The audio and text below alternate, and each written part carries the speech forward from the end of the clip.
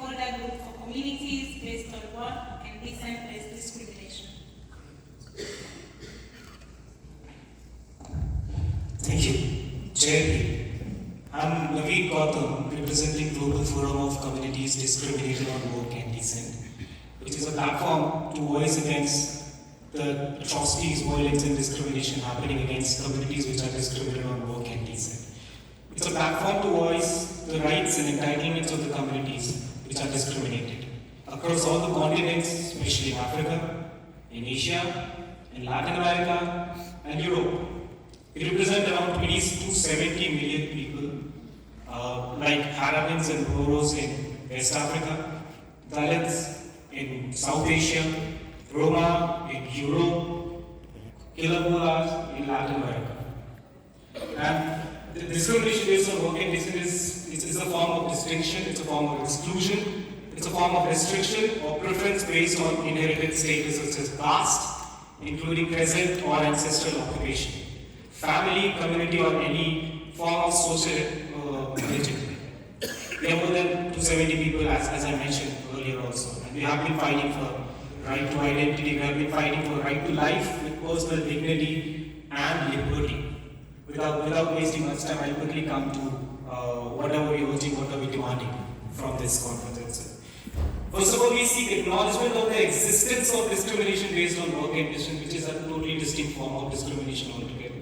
We demand considering different intersectionalities, including young people from communities discriminated on work and decent, while preparing the zero draft of the Pact for the Future to better understand the design and policies.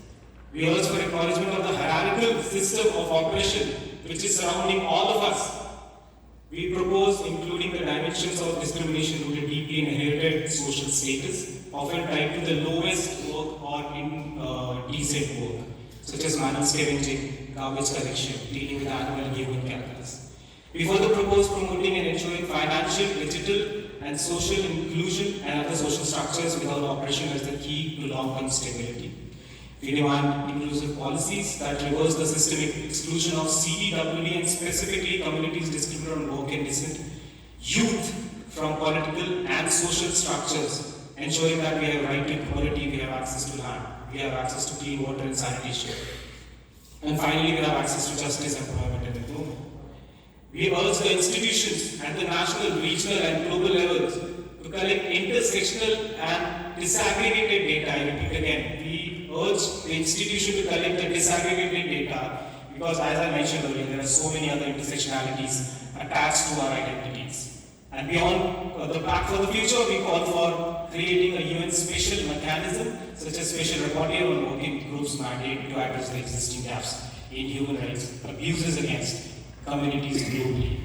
Closing the statement, I would like to say, let's not forget that dignity and rights of communities discriminated work and decent are not negotiable. They are not bargaining chips in any political games or economic equation. They are human beings entitled to the same respects, opportunities, and freedom as anyone else.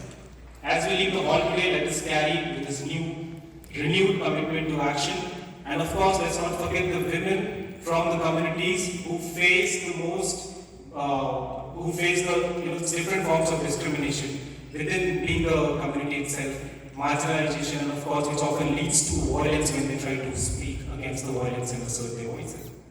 Let us work together to build a world where every individual, regardless of caste or creed, can live with dignity and equality. And of course, finally, let us rise to this and ensure that the voices of communities discriminated on work and decent are heard and their rights are upheld. This is not just a moral imperative, I would like to add, but it's a fundamental obligation while we move towards the justice. Thank you very much.